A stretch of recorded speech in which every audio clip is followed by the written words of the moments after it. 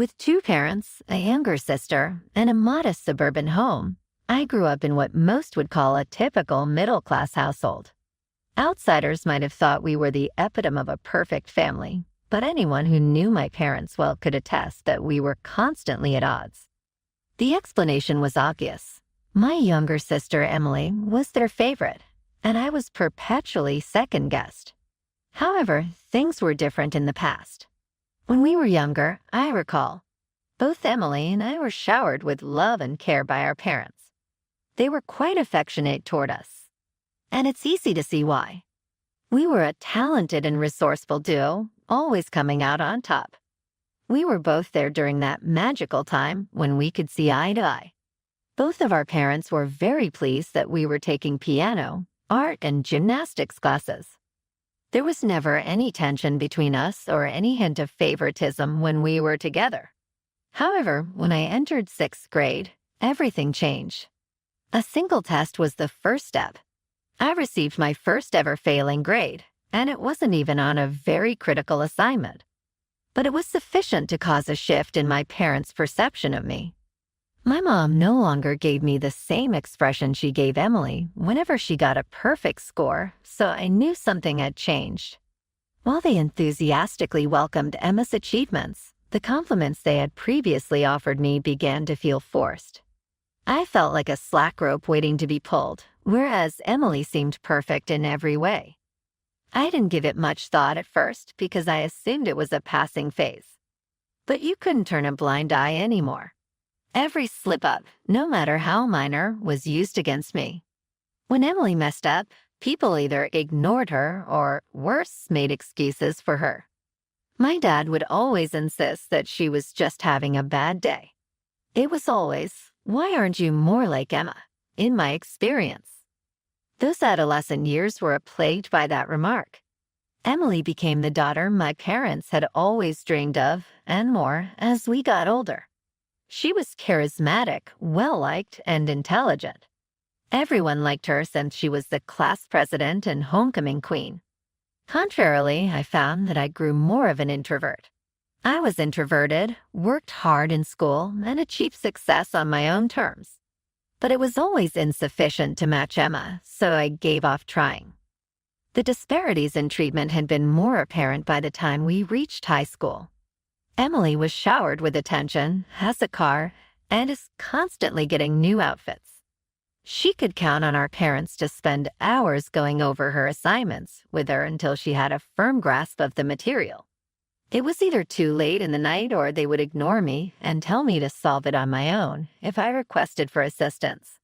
I was suddenly being treated like an adult, while Emily was being treated like a princess. I discovered at a young age that I would have to put in the effort to achieve my goals, in contrast to Emma, who seemed to get everything she desired. I made an effort to maintain contact with Emily despite the disparity in our treatment. This woman was my sister, and my love for her knew no bounds. However, ignoring her increasing feeling of entitlement proved increasingly difficult.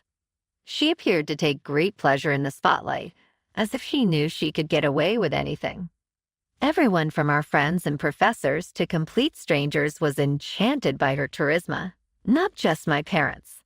Compared to her, I was like a shadow behind her, and she was the golden girl. I started to question whether anyone truly recognized me as an individual or if I was merely seen as Emma's sister. I had a turning moment the summer after my high school graduation. I couldn't wait to pack my bags and start anew because I had gotten into a respectable university on a half scholarship. I naively believed that if I could just get some space from my parents, our relationship would improve and they would actually miss me when I was gone. My fight was incorrect. Jake was our high school football team's stand-up quarterback, and Emily began dating him around this time. Coming from a wealthy family, he was popular, beautiful, and well-liked. My folks adored him. Naturally, they cherished him as if he were their lost son. My parents would prepare extravagant meals every weekend for Jake to impress him when he came over to spend the weekend with us. Evidently, they had already planned for Emily and Jake to tie the knot, have a family, and shower them with ideal grandchildren. As a first-semester college student, I worked part-time to make ends meet since my scholarship didn't cover everything. Every time I would have a break from work, all I would hear was about Jake and Emma's new date or how great Emily was in class. My well-being and progress were not inquired about. On top of everything else, they would also mention something snide, such, "Why couldn't I find someone like Jake?" Then the accusation that would break our family dynamic in half came. I went home for a visit one weekend when I was on break from college. Before Jake's gold charm bracelet, which Emily had received as a gift, disappeared, everything appeared to be running smoothly. Emily was distressed because it was a costly piece. In a state of complete worry, my parents searched the entire house. When they still hadn't located it, Emily brought up the possibility that I might have taken it. She wasn't joking. I had assumed that. She claimed she overheard me ogling the bracelet the night prior and inferred that my desire to possess it might have been motivated by envy. I lost my cool. Not only had I not handled her jewelry, but I had also given it no consideration whatsoever. My parents, though, were unwavering in their belief in her. I naturally voiced my objection. My parents wouldn't believe me when I said I hadn't touched anything. In their minds, I had taken it as an act of spite. Even my dad admitted it. "We always knew you were jealous of Emma." Sigh. Compared to anything else they had ever said, that hurt the most. It felt as if being a nice daughter and striving for their acceptance for so many years had been in vain. I was served an ultimatum. Either give back the bracelet or get out of here. The news seemed so unbelievable to me. My word was all the evidence I had to prove my innocence. However, it was insufficient as they had previously resolved their differences. Accordingly, I departed. I got everything I needed, went out the door, and didn't turn around. We are no longer associated. Having been punished like a criminal for an act I did not commit, I had no choice but to leave the house. For years after that, I didn't communicate with my parents again. I stayed with a friend until I was able to recover. After that, I had a hard time getting by without my family's help. Everything was something I had to deduce alone. I was barely making ends meet as I balanced employment and school. I had my doubts about my ability to succeed, but I managed to overcome them. After finishing college, I was able to secure a good career and begin to put my life together. Meanwhile, word got out through our shared circle of acquaintances that Emily was doing great. She had secured a prestigious position at a marketing firm that my father had assisted her in joining, and she was still seeing Jake. Except for me, it appeared as though nothing had changed for them. They remained the ideal family. I didn't hear from my family for 5 long years. My life had to be rebuilt from the very beginning. My grandma, who was actually the mother of my dad, was the only person who ever helped me or gave me moral support. In any case, I was surprised to get a Christmas dinner invitation from my grandma. Let me just say that I was taken aback. Out of everyone in my family, my grandma had always been the most fair to me. Despite all that had transpired, she continued to send me birthday cards and texts to see how I was doing. But she never once mentioned my parents or made any effort to get me to make amends with them. As a result, I was on the fence about accepting the invitation. However, a feeling within me indicated that I need to. It was like entering a time capsule when I got to the supper. There were a few more relatives in attendance, in addition to my parents, Emma, and even Jake. Everyone could feel the stress. My parents gave me a cold reception, and Emily pretended our relationship had never ended. It seemed like they were counting on me to put the past in the past and act like I belonged in their picture-perfect family. Despite the night's discomfort, I managed to survive it. Then as the night drew to a close, my grandma began to distribute presents. When I opened the box, my heart almost stopped, even though I wasn't expecting anything particularly big. An ancient treasure that had been handed down through many generations was housed within the box, a golden locket. The person who received this locket was not only entitled to the family's wealth, but it was also a significant piece of jewelry. bypassing her son, my father, and all of the other grandchildren, Emily included. Grandma was passing it on to me directly after receiving it from her father. The symbolism went beyond mere custom. It hinted at the eventual transfer of ownership of my grandparents' home, property, and finances to me. As soon as my parents realized what had happened, I could see that their faces became pale. Silent in shock, Emily sat there, the golden child she had always been. I could sense the tension in the room as my parents swiftly changed gears, attempting to conceal their amazement with fake grins. I felt embarrassed throughout the remainder of the meal, and my parents eventually took me aside. Out of nowhere, they started apologizing, as if a few sincere words could erase years of harsh treatment and neglect. They mentioned the possibility of Emma's impending marriage and expressed their desire for me to reintegrate into the family for her sake. Still, I was wiser. Money, not love or family, was at stake. Since the heirloom had always held great significance in our family, its acquisition ensured that I would be the one to receive all of its associated possessions. They cared about me, but they were more scared about losing me than they were about mending our relationship. They were prepared to forgive me for everything and start over, my father added, though his tone was more a warning than an offer. It was as if the original aggrieved parties had completely faded from memory. I was also encouraged to be reasonable by other relatives who spoke up. No matter what had transpired in the past, they insisted that I should remain connected to them because family is everything. Clichés like blood is thicker than water, sharing is caring, and you don't want to be alone were practically lining up in my head. I know exactly what I should and should not do, but I can't stop thinking about it because of all the pressure. Was it worth it to me to be a part of this family again, knowing that their value was contingent on my possessions? Is it possible for me to forgive them if I know that their sudden attraction to me was motivated by selfishness? Is there anything you can recommend about this? Would that be so? I could really use a few. Feeling exhausted, I returned to my flat following the Christmas party. All that had transpired was difficult to comprehend. For the remainder of the evening, I made an effort to stay away from my parents and other relatives. However, they persisted in their efforts to approach me. Emily smiled at me incessantly as if we were best friends out of nowhere, and my parents couldn't stop giving me guilty looks. Their true motives, though, had more to do with the family fortune that was now associated with the artifact they had bestowed upon me than with any concern for my family. Their actions only reinforced my desire to put distance between us. Over the following several days, I pondered several things. The need for a serious discussion with Grandma became clear to me. Both symbolically and practically, the locket was significant. I was told that I would be the heir to the family fortune. Even though I wasn't intentionally seeking it out, I needed some clarification now that it was in my lap. I wanted to get a better grasp on the meaning of family wealth and legacy before getting my hands dirty with it. I was still anxious about broaching the matter during my meeting with my grandma. I went ahead and asked her straight out what it all meant after I thanked her for entrusting me with the relic.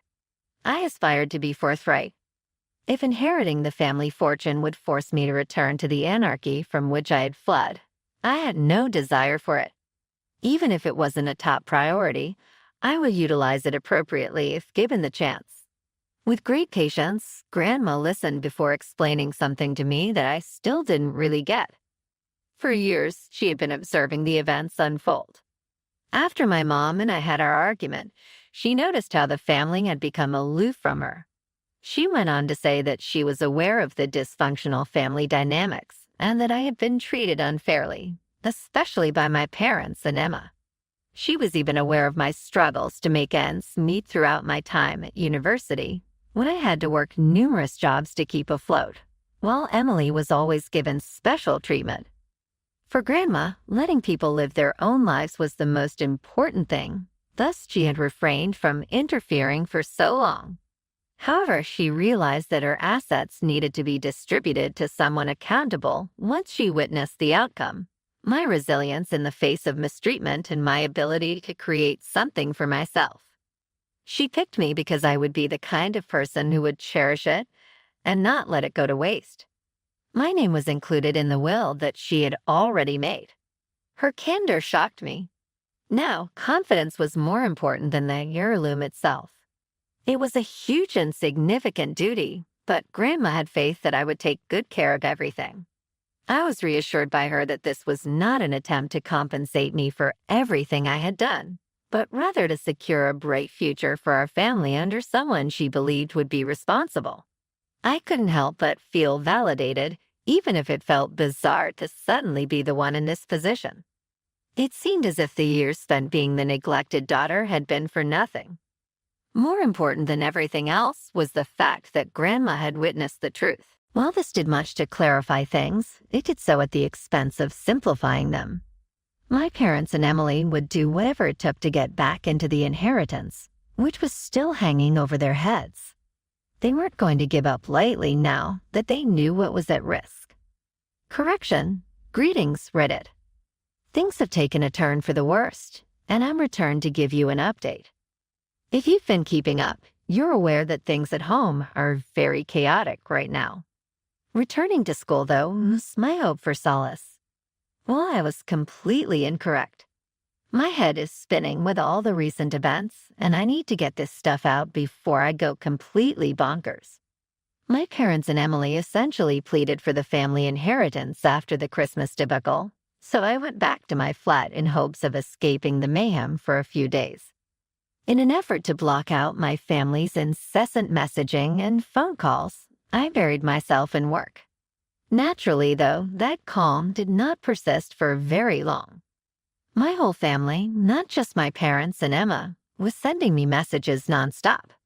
Suddenly, long-lost relatives felt obligated to resolve the matter, even though we hadn't spoken in years. Everyone was repeating the same tired old phrases.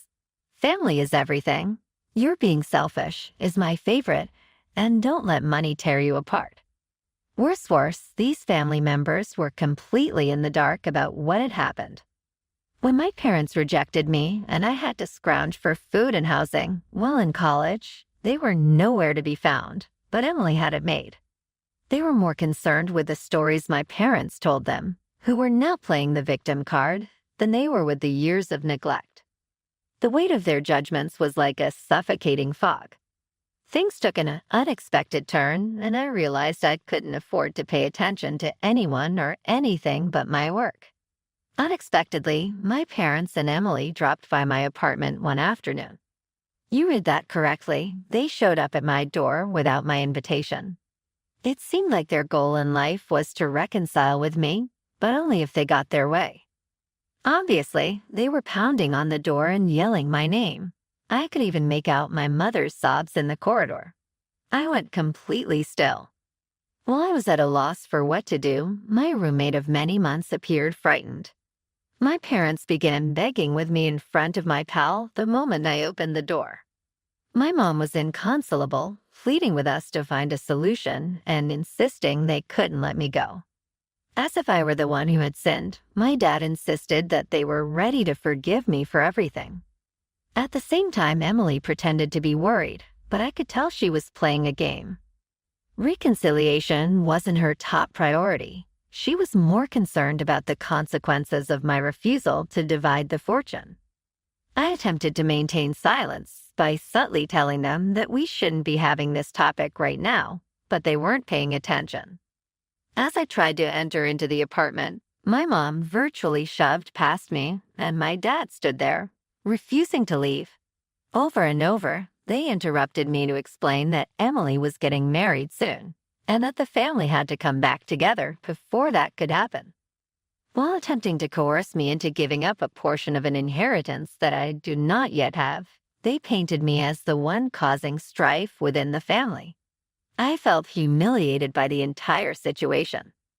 As they observed the mayhem, my neighbors emerged from their rooms. The longer they lingered, the noisier they became, despite my best efforts to manage it quietly. Emily stood there with a smug expression on her face, as if she knew they would wear me down in the end, Well, my mom knelt down and begged me to forgive them. Without a clue as to what to do, I found myself ensnared. Even when I yelled at them to go, they persisted in remaining. After what seemed like hours of begging, I finally snapped. Security was notified and, to my relief, came promptly. At first, they asked my parents to leave in a friendly manner, but they were firmly refused. When they still refused to go, security threatened to contact the police. It reached new heights of humiliation. After my mom publicly accused me of betraying my family, my parents eventually withdrew their support. Even more so, Emily went ahead and did something else. She informed my pals that I had left her and my parents in a mass text message after she left. She omitted the fact that they had disowned me for an unrelated matter, making it appear as though I was the one responsible for everything that went wrong. Because my pals were naturally perplexed, I felt compelled to explain everything to them. It was draining, then I couldn't believe Emily would go to such lengths to play the victim card. Currently, I am unsure of my next move. Since that moment, I have avoided communicating with my parents in an effort to put the past behind me. Unfortunately, I can't help but keep an eye on them because of how desperate they are. Somehow, I feel like I have no choice but to cave in order to appease other people. But the way they handled me will stay with me. The stress is building up simultaneously. Some part of me wants to know if this is something I'll have to cope with forever or if it will ever end. At the moment, all I want to do is think about my future and my own affairs. But my family seems hell-bent on bringing me back into their chaos.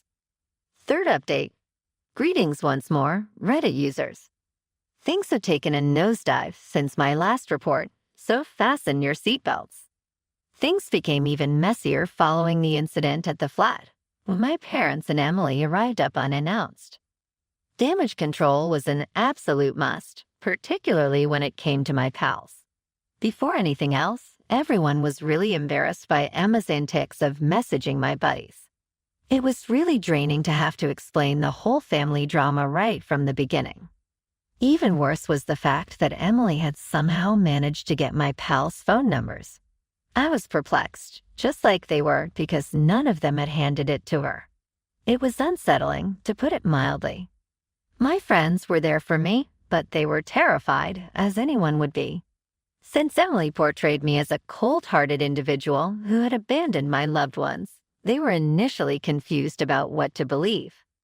Their understanding was greatly enhanced once I laid out the reality and demonstrated the pattern of deception. To clear my name, I had to air all this dirty laundry, yet it was still embarrassing. My granny intervened right when I was about to take a break. She was understandably upset that the situation had escalated after hearing about the incident in the flat. When I asked Grandma to stop talking trash about me, she chose to deal with my relatives instead of approaching my parents directly. She took the time to meet with multiple aunts, uncles, and cousins of mine in order to clarify things. She dealt with it in her customary understated but effective manner. She has always been the level-headed sort. My extended family apparently heard a very different account of what happened. Evidently, my parents informed them that they disowned me due to the discovery of the gold bracelet, the one that Emily said I had stolen, hidden in my drawer. According to them, that's when they severed relations with me since they recognized I wasn't trustworthy anymore. I didn't believe Grandma when she told me this.